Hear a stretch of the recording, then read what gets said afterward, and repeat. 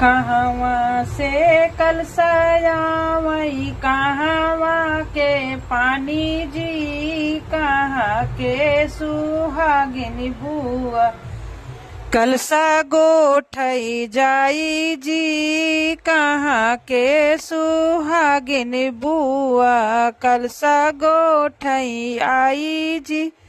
कहवा के कलसयावई कहवा के पानी जी, कहाँ के सुहागिन बुआ कलसा गोठई आई जी, कहाँ के सुहागिन बुआ कलसा गोठई आई जी।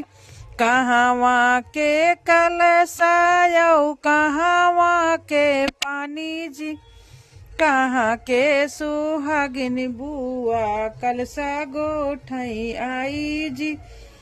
कहरा के कलसयाऊ गंगा जल पानी जी, ससुर के सुहागिन बुआ कलसा गोठई आई जी, ससुर के सुहागिन बुआ कलसा गोठई आई जी।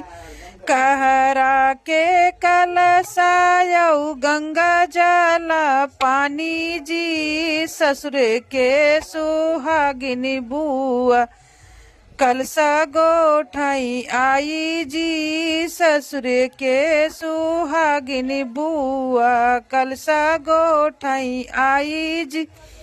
दुआरे पे बैठई बाबा मोरे जे पूछई जी, काऊ पायु मोरी बेटी कलसा गोठाई जी, काऊ पायु मोरी बेटी कलसा गोठाई जी।